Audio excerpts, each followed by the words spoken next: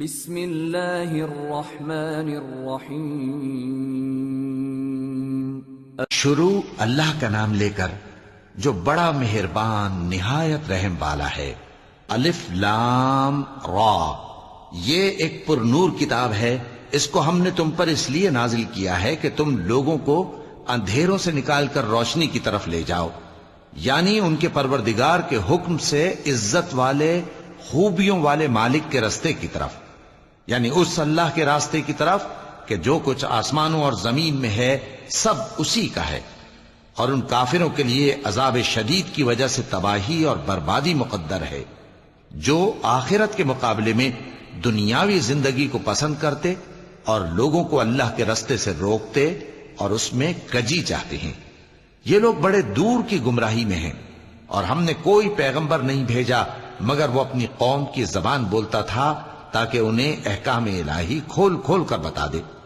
پھر اللہ جسے چاہتا ہے گمراہ رہنے دیتا ہے اور جسے چاہتا ہے ہدایت دیتا ہے، اور وہ غالب ہے، حکمت والا ہے۔ اور ہم نے موسیٰ کو اپنی نشانیاں دے کر بھیجا کہ اپنی قوم کو تاریکیوں سے نکال کر روشنی میں لے جاؤ اور ان کو اللہ کے دن یاد دلاؤ، اور اس میں ان لوگوں کے لیے جو صابر و شاکر ہیں نشانیاں ہیں۔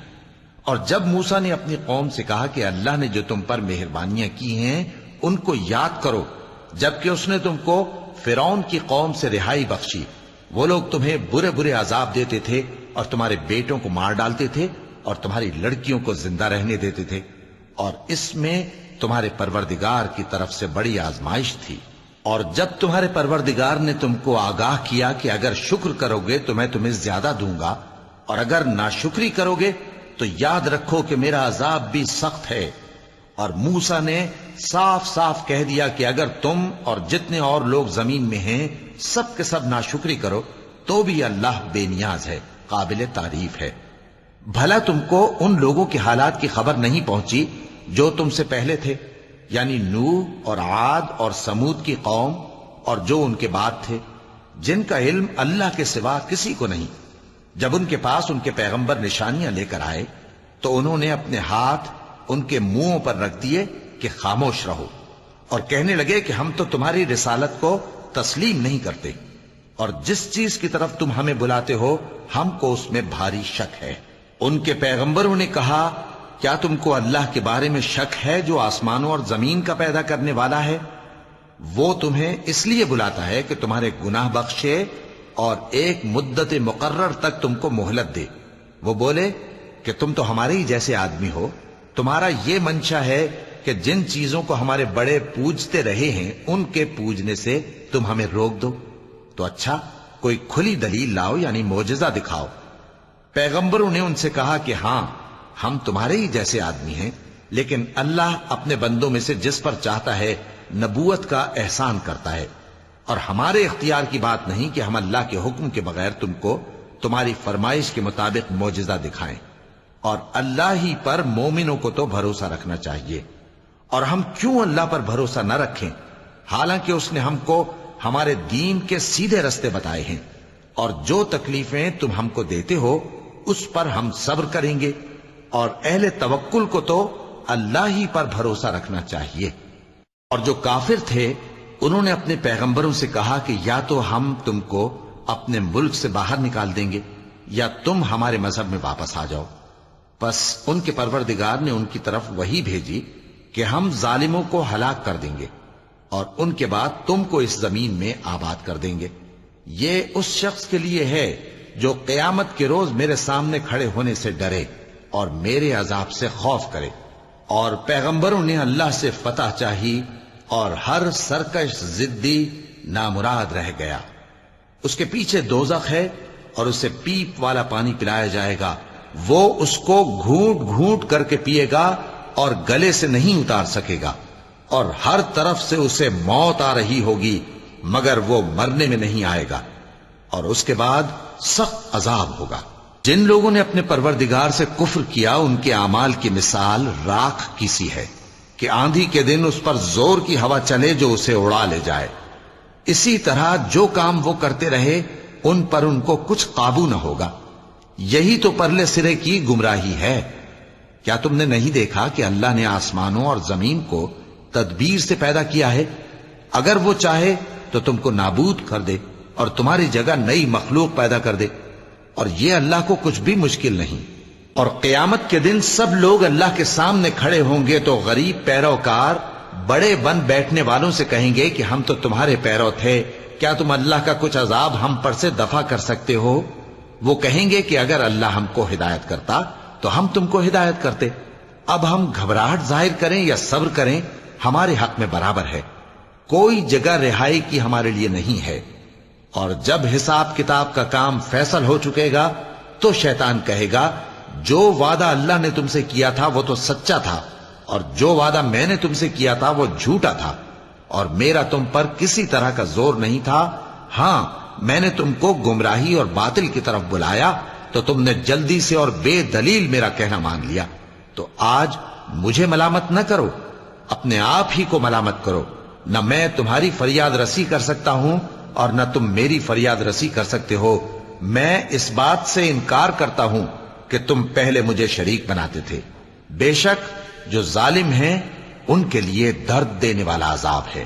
اور جو ایمان لائے اور عمل نیک کرتے رہے وہ بہشتوں میں داخل کیے جائیں گے جن کے نیچے نہریں بہہ رہی ہیں۔ اپنے پروردگار کے حکم سے وہ ہمیشہ ان میں رہیں گے، وہاں وہ ہر ملاقات پر ایک دوسرے کو سلام کہیں گے۔ کیا تم نے نہیں دیکھا کہ اللہ نے کلمہ طیبہ کی کیسی مثال بیان فرمائی ہے؟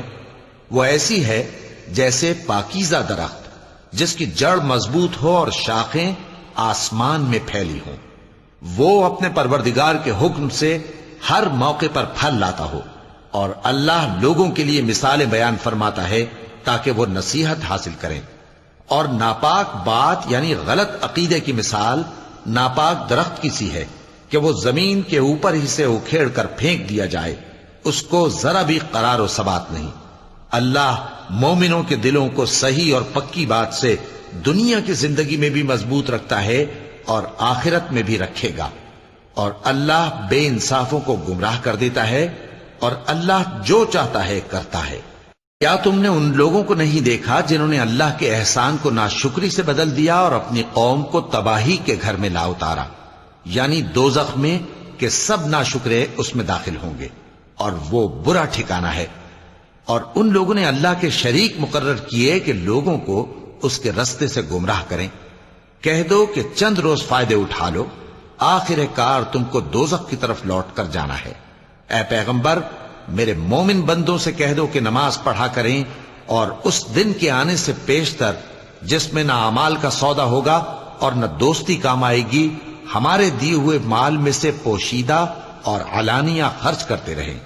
اللہ ہی تو ہے جس نے آسمانوں اور زمین کو پیدا کیا اور آسمان سے مے برسایا، پھر اس سے تمہارے کھانے کے لیے پھل پیدا کیے اور کشتیوں اور جہازوں کو تمہارے زیر فرمان کیا تاکہ وہ سمندر میں اس کے حکم سے چلیں، اور نہروں کو بھی تمہارے زیر فرمان کیا، اور سورج اور چاند کو تمہارے لیے کام میں لگا دیا کہ دونوں دن رات ایک ڈگر پر چل رہے ہیں، اور رات اور دن کو بھی تمہاری خاطر کام میں لگا دیا، اور جو کچھ تم نے مانگا سب میں سے تم کو عنایت کیا۔ اور اگر اللہ کے احسان گننے لگو تو شمار نہ کر سکو، مگر لوگ نعمتوں کا شکر نہیں کرتے۔ کچھ شک نہیں کہ انسان بڑا بے انصاف ہے، ناشکرا ہے۔ اور جب ابراہیم نے دعا کی کہ اے میرے پروردگار، اس شہر کو لوگوں کے لیے امن کی جگہ بنا دے، اور مجھے اور میری اولاد کو اس بات سے کہ بتوں کی پرستش کرنے لگیں بچائے رکھیو۔ اے پروردگار، انہوں نے بہت سے لوگوں کو گمراہ کیا ہے، سو جس شخص نے میرا کہا مانا وہ میرا ہے، اور جس نے میری نافرمانی کی تو تو بخشنے والا ہے، مہربان ہے۔